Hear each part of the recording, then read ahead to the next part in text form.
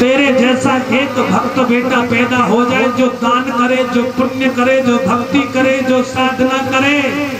ऐसा बेटा अगर कुल में एक पैदा हो जाए, जिसकी भावना प्रभु के चरणों में जुड़ जाए, धर्म के काम करे, ऐसा बेटा एक पीढ़ी की तो चलती क्या है, पिता की 7 पीढ़ी, 21 पीढ़ियों को तारता है। 7 पीढ़ी पिता पक्ष की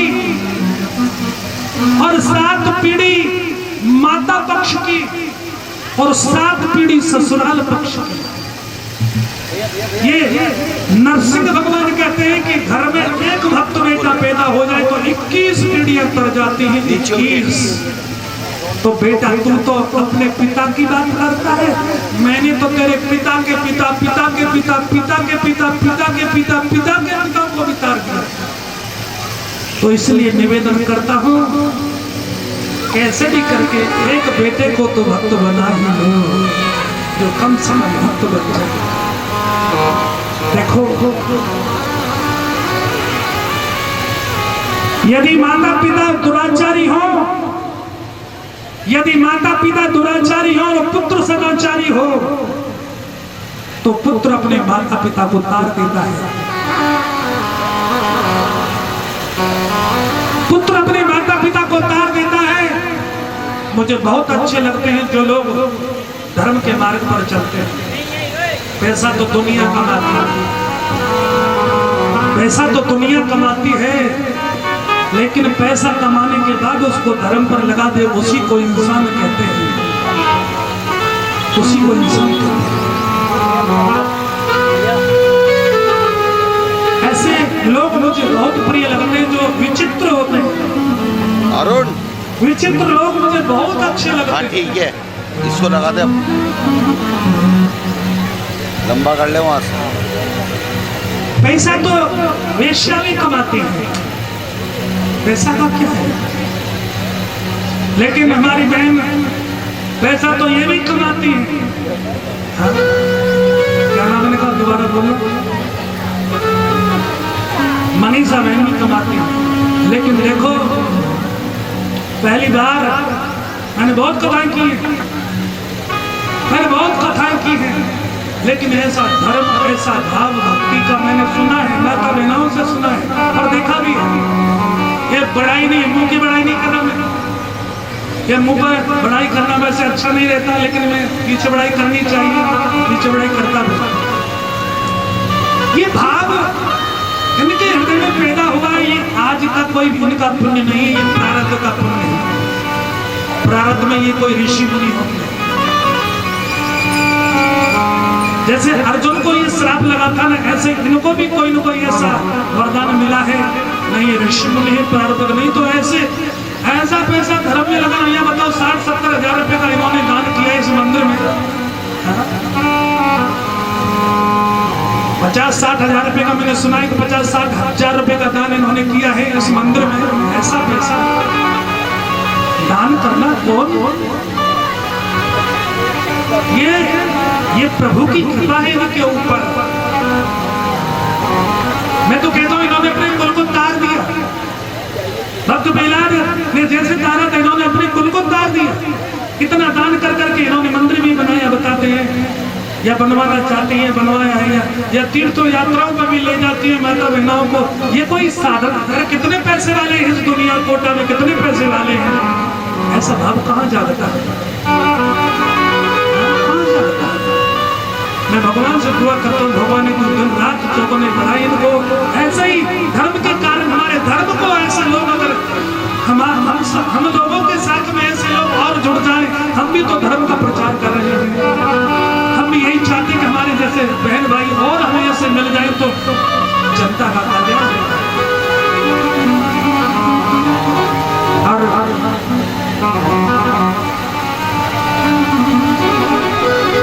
इन माता बहनों की एक फरमाइश मेरे सामने आई थी कि एक बार महाराज नेम शरण और लेके चलो हम लोगों को। पहले मैं ले गया था, कोई ले गया था, अब की बार और इच्छा है कि महाराज नेम शरण लेके चलो। तो निवेदन करूंगा अभी समय आने को, हो सकता है भादों के महीने में, हो सकता है और जब समय आए मानी साहब इनसे निवेदन करूंगा, एक दो बस लेके चले, बस का किराया दे दे, बस एक बस लेके चले, जनता चले। और बाकी और किसी से निवेदन करूंगा वो वहां का खर्चा दे दे, कोई खाने का खर्चा दे दे, तुम लोगों का निवेदन करूंगा, आप लोगों को जरूर लेके चलूंगा। ये मेरा वायदा है, जरूर लेके चलूंगा, कम से कम 2 बस तो लेके चलूंगा, 2 बस भर के यहाँ से लेके जाऊंगा, और एक आध और बस अगर इधर उधर से होती है, बाहर से होती है तो निमंत्रण दूंगा अपने और शिष्यों को। बाहर से अगर 1-2 बस और आती है तो निवेदन करूंगा, क्योंकि नैमिषारण्य से बड़ा तीर्थ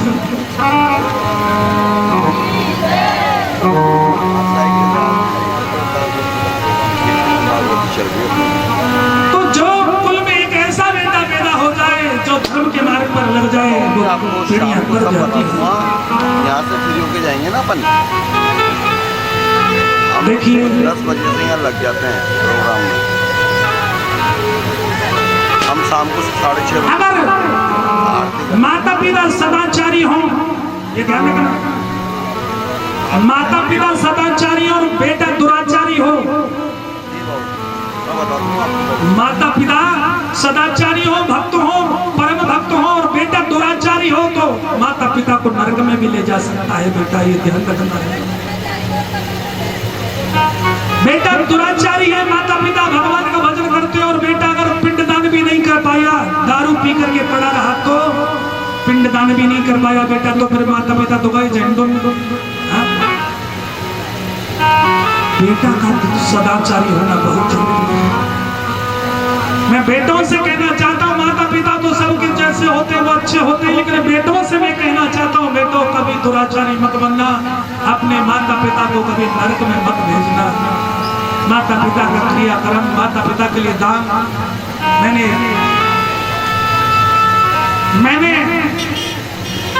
कुछ दिन पहले वेद में पढ़ा था, 100 यज्ञ, ध्यान से सुनना, 100 यज्ञ करने का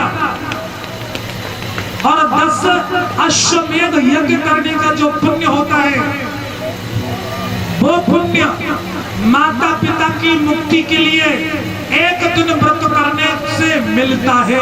1 दिन व्रत करने से माता पिता की मुक्ति के लिए 1 दिन व्रत करें, पूरे दिन दान पूजा यज्ञ हवन जप तप करें, और 1 दिन व्रत रख करके यज्ञ करने के बाद उस सारे पुण्य को माता पिता की मुक्ति के लिए जो दान कर दे, वो 100 यज्ञों से बढ़ करके होता है। मैं तो निवेदन करना चाहूंगा कि अपने माता पिता की मुक्ति चाहते हो तो व्रत रह करके यज्ञ जप तप दान करके उस दान को ब्राह्मण के द्वारा संकल्प लेकर के अपने माता पिता की मुक्ति के लिए दान कर दे।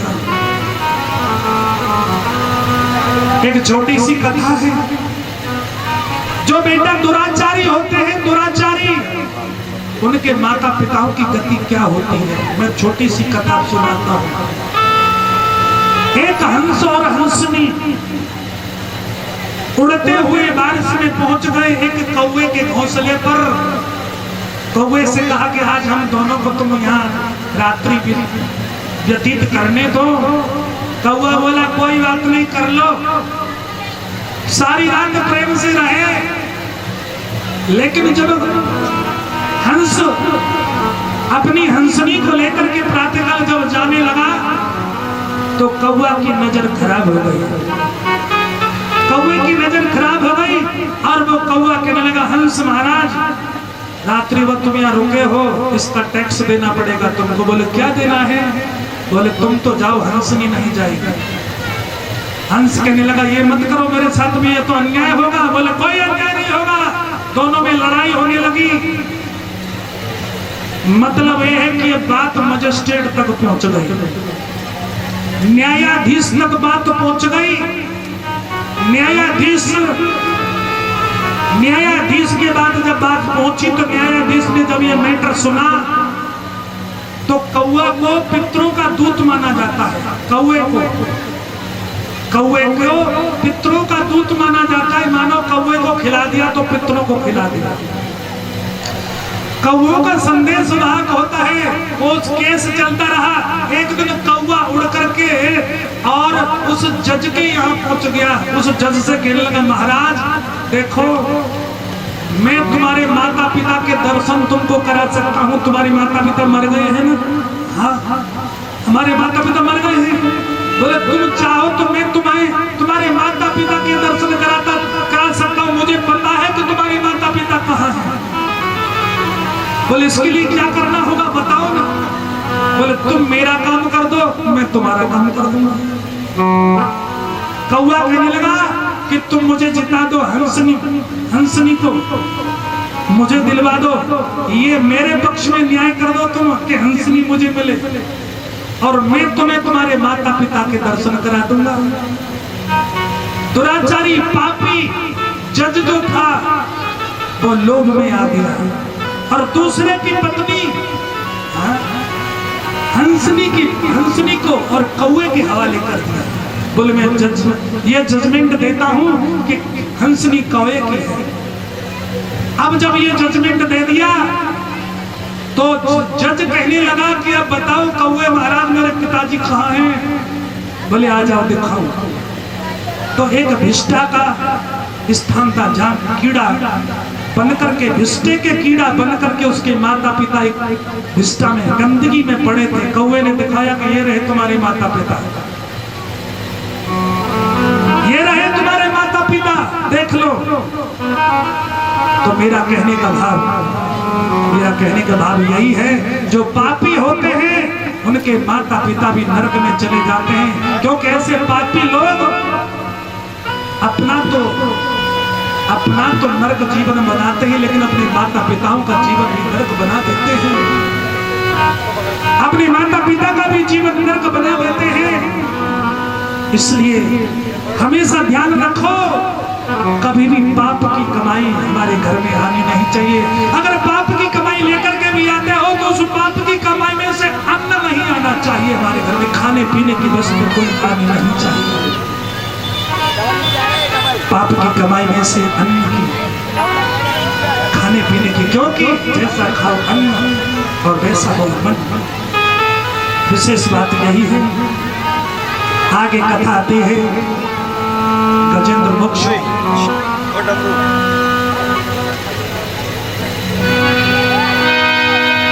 कि दुख में सुमिरन सब करें और सुख में करें न कोई, कि दुख में सुमिरन सब करें और सुख में करें न कोई, जो सुख में सुमिरन करे तो दुख काहे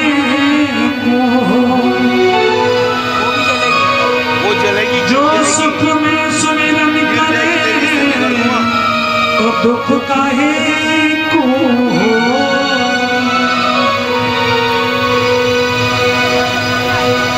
यद गंध मात्रा दरयो गजेंद्र व्याघ्रादयो बालमृगा शंखगः महोर्वाश्यापि भयाद द्रवन्ति सगरो कृष्ण सर्वाचमर्यः।